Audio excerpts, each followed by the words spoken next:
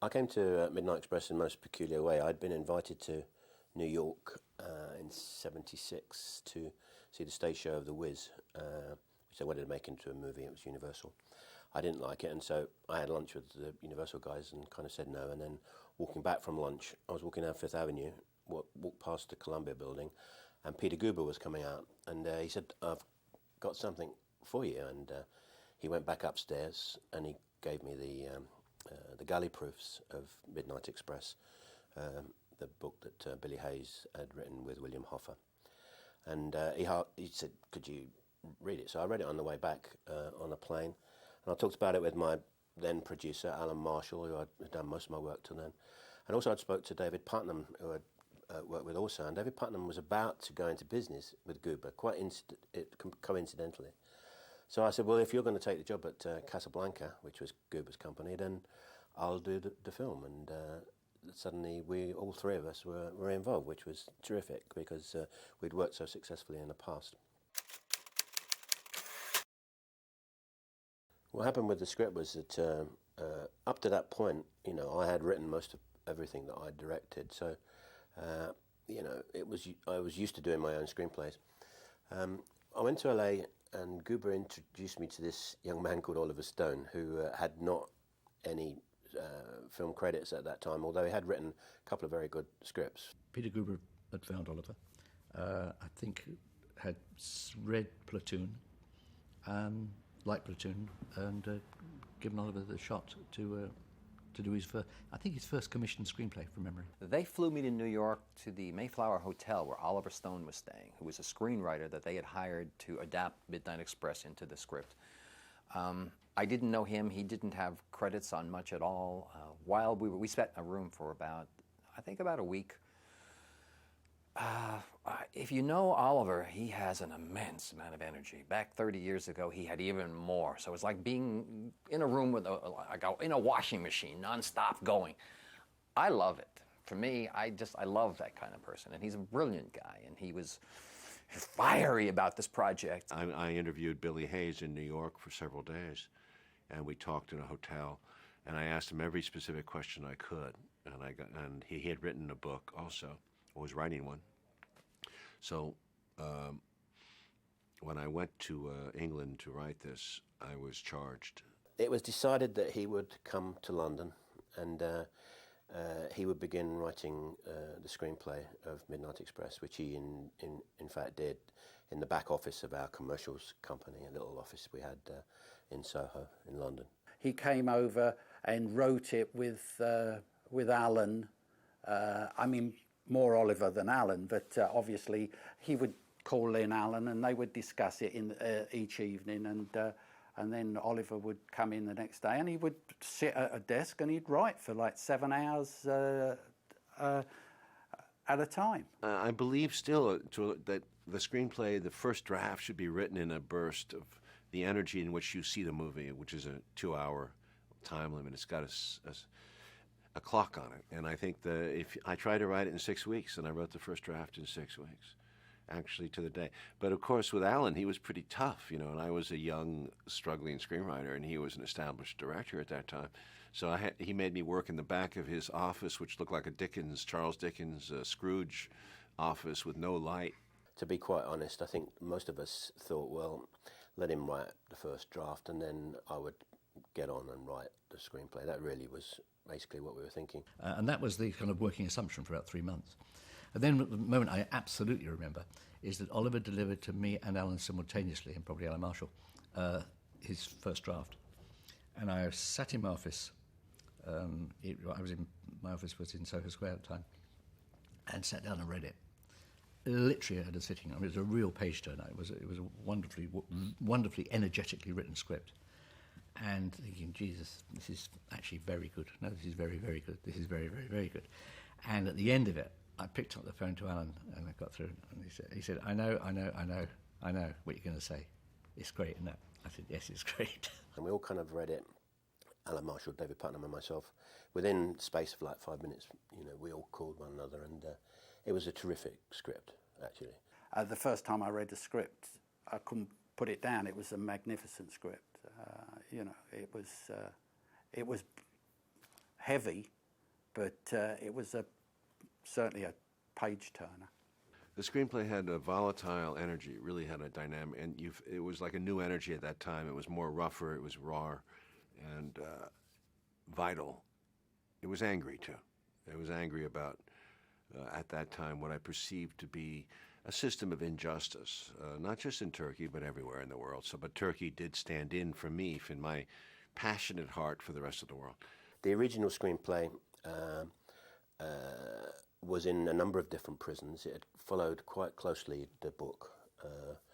And the first changes that were made from the notes that came from me and from the studio and from Goober and Putnam were really to conflate the prisons and make the prison one prison, because by going to this island prison, and then he, in the original screenplay, he swam to a fishing boat, and that's how he escaped. It let off the pressure cooker and most of the characters that you created, Amadou, the prison guard, and Max, John Hurt character, were suddenly not there in our story. So we kept it all in the same prison. That was the big change into the second draft. So I think, although it was a cracking script, there were kind of fundamental things that we wanted to adjust and change. But there were two more drafts. And then a number of things were changed whilst we were filming. So it was quite organic. It gradually changed little bit by little. And we started shooting in September of '77. The studio were very, very keen on Richard Gere in particular. He just had a very successful movie, I think, called Blood Brothers. But it'd been very good, and he'd got terrific reviews. And a whole series of meetings occurred between Alan Parker and Richard that I set up. I met with Richard Gere about twice, and I wanted him to read the part. He refused to read. He didn't want to read. There was kind of a line in those days that if you were a young actor who had made it, then you don't have to read anymore, and he didn't like doing cold readings.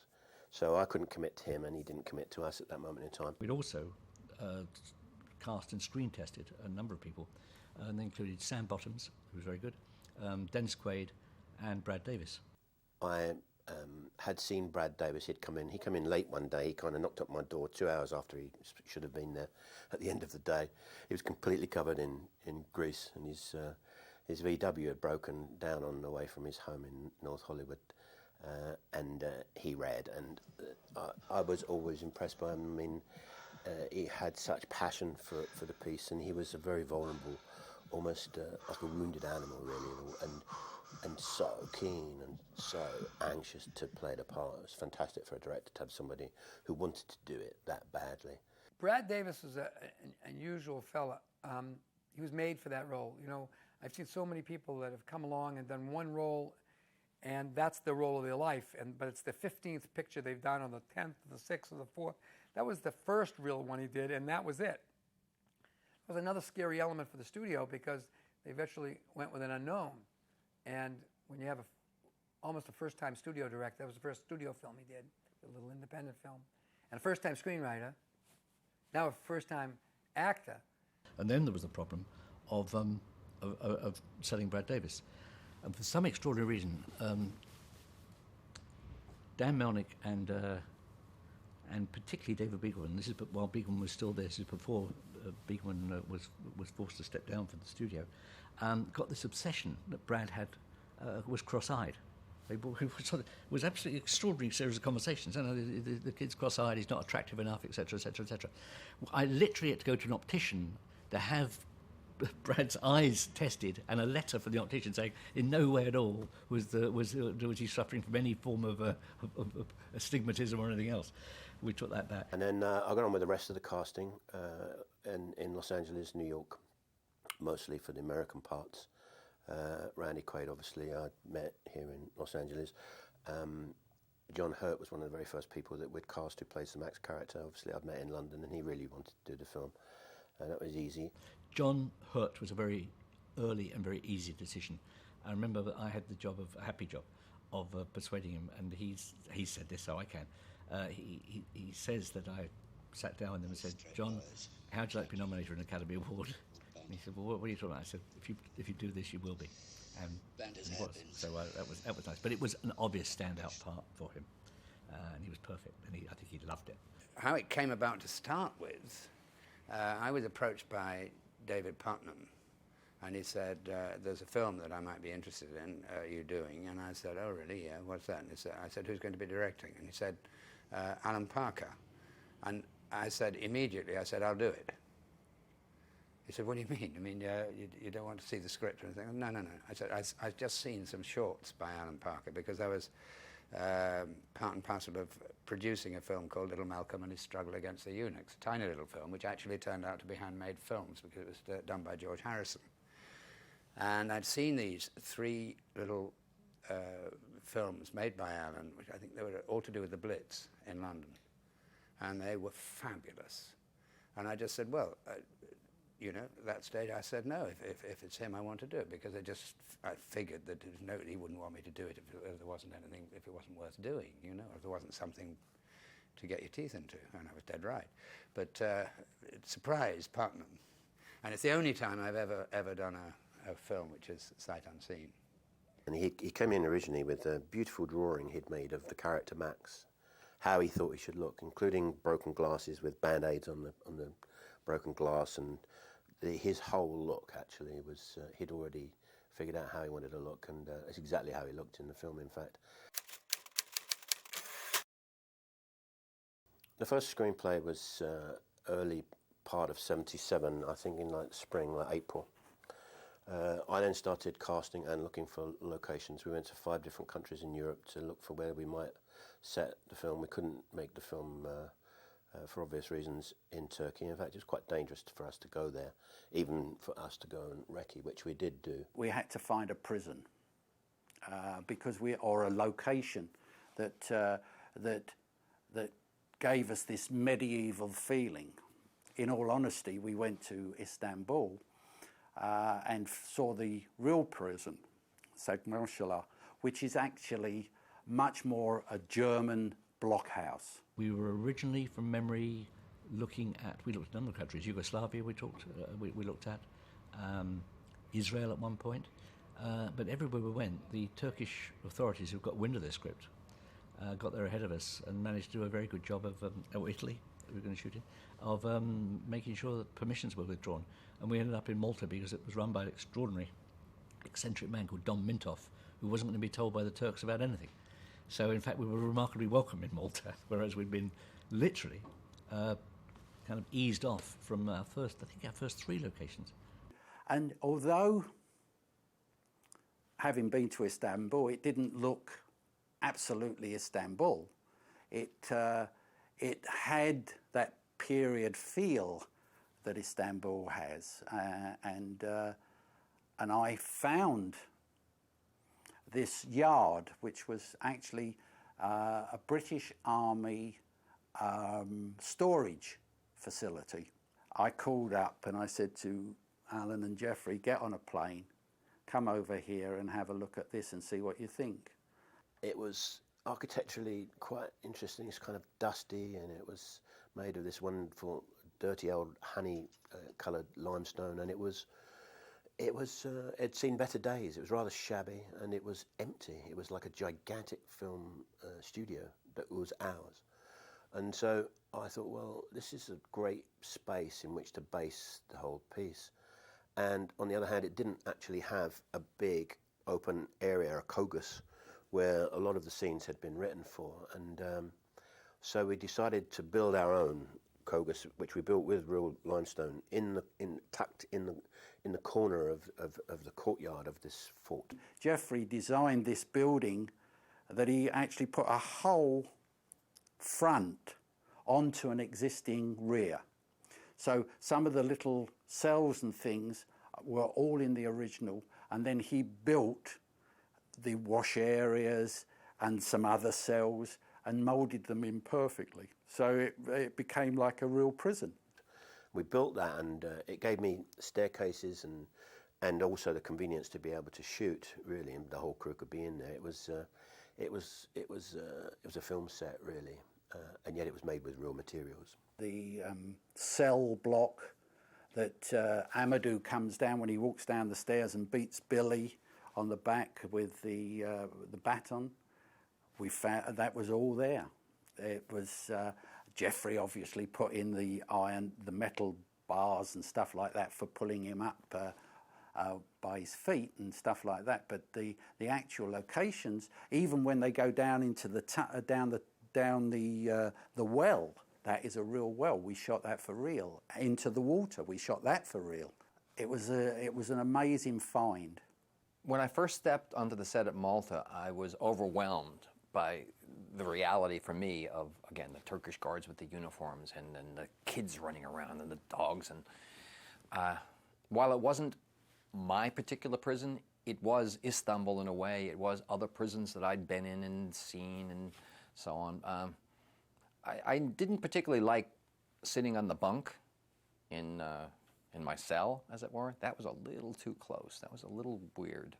And then we went across the road to another facility and found the wheel that they walked around in the wrong, he walked around in the wrong direction.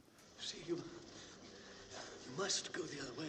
The arrest and the capture and the bus ride were all done in Malta Airport. We took over the airport. I think we got it for 2 nights to shoot the scene. They were very good. We had very good help from the Maltese government in allowing us to ostensibly close down the airport. We just redressed it to look a little like Istanbul Airport and shot the scenes. I was lucky when I started the film because I had some familiar faces around me. I mean, most importantly, of course, I had Alan Marshall and David Putnam, who were going to be the hands-on producers there in Malta with me. Peter Cooper was in Los Angeles. And also I had almost the entire crew were people that I knew from making commercials, which I'd been doing for a few years before making the film. And had worked with me on Bugsy Malone, principal people being the cinematographer Michael Saracen, who was hugely important to me, Jeffrey Kirkland, production designer, and Jerry Hambling, the editor. They had all worked with me a lot, and in fact went on to do many, many films with me later. So that, plus almost everybody from the makeup and hair to first assistant director, had worked with me before. So it was kind of necessary because it was pretty hard going, 6-day weeks. Sometimes we did 7-day weeks. There was a 3-week period where nobody got a day off, which was kind of hard, particularly as it's a very dark subject and very humid and hot, filming in a prison. It's not the best of things, and an island which was just really a rock in the middle of the Mediterranean with 2 restaurants, and the bar of the Hilton was the only pleasure that anybody had. So we had Michael, we had our operator, we had our focus pullers. We knew everybody on the crew, and everybody came from the UK. The crew was very tight, very together. It really was like a family. And one of the things I like about making a film on an island is that it's, particularly an island like Malta, it's big enough to be able to be separate when you need to be, but it's small enough to make everything feel very familiar, And so therefore and everybody in the crew, to the humblest carpenter, was involved. Everybody was involved in it. And that has a great deal to do with Alan and Alan Marshall as well. They were very brought everybody together, and that's of course what the Friday evening party was all about, really. And everyone was invited. Everybody went up to Alan's place, and they were there till dawn. Dancing, we danced and we danced and we sang and we danced and we drank and we had a fantastic time. Biggest challenge was it was a very depressing film to make. We were shooting in a really, we were shooting in a prison, and going to work there every day I found awful, actually, and there was a kind of cumulative depression that seemed to build itself up, and it was very, very hard. It was a brutal movie, so in that respect, again, another, sometimes the actors got, shall I say, overzealous with their particular roles, but eventually it was a hard film because of the storyline, because of the conditions. and it was very hot. We were working. Malta gets very, very hot during the period of time that we were shooting, so we were always in the 90s, and it was pretty stifling in some of these areas. As I say, we worked like dogs and we played hard. Great. I mean, it was a terrific experience. We had an absolute nightmare the first 3 days rushes. We'd all decided the film would be underlit and be very kind of murky, and it so happened that the first 3 days rushes were in jail sequences, and we just undercooked it, and they were too dark. I would say something like two of the first 3 days were unusable, and we were in the shit. We managed to make sure the studio never saw them. I literally, I'm afraid, sort of falsified production reports to give the sense that we were keep going, and through an enormous effort on the part of the crew, by the end of the second week we'd caught up, and the studio never knew that we had to reshoot a whole lot of sequences. Now, I would argue today it wouldn't happen, because they'd had the rushes immediately on, probably online. Someone would be looking at them, and someone would be saying, in a sheer panic at the end of 2 days, get rid of the cinematographer, fire the, all that stuff be going on. In those days, you had at least that kind of pause in the moment to actually correct things. And as a producer, I've always believed that the first week will always be chaotic. It cannot not be. And you've only got the second week to sort it, because by the time you get into the end of the second week or beginning of the third week, you establish rhythms, shooting rhythms, you establish patterns, which become almost all but impossible to break. So your second week, for a producer, is your moment of crisis. You either sort it or you're buggered, really. And I've had both. I've sorted them, and I've also had times where I haven't sorted it and been buggered. And through an enormous effort of will, remarkable actually, in a space of, I think we may have worked on the Saturday, probably did, in the space of 5, 6, 7 days, we managed to catch up 2 full days shooting. That was the closest thing to a real crisis on the film. The time was very different in the mid-'70s. Today you can stream the dailies. Today, I could be sitting in this office looking at the dailies that are coming from Ulaanbaatar, streamed to me, and I can look at them almost through the camera. Back then, you had to load the dailies on a horse and buggy, and you had to take them to the pier and put the sails up and sail them to London and get them printed. And then if you wanted them brought to the States to look at them, again, another courier would have to take them by plane and land in Los Angeles, go through customs. And by the time you got them, the film was over. You want to make an adjustment, they struck the set, and the cast was into another movie. So it was very difficult. I got sacked for 3 days halfway through the film because we were showing rushes to the studio, and we sent them the scene in the shower, when Billy turns away. And this is 1977. That was felt to be too close to the knuckle, and I want to watch a fucking gay movie. It's crazy. You guys are nuts. And I was fired. Now, this was not quite as awful as it may sound, because I'd actually had enough of Malta by this time. Six weeks of crappy food and a depressing atmosphere. I was fired all the way to Rome. So I sat in a hotel room at the Hassler in Rome for 3 days waiting to be unfired.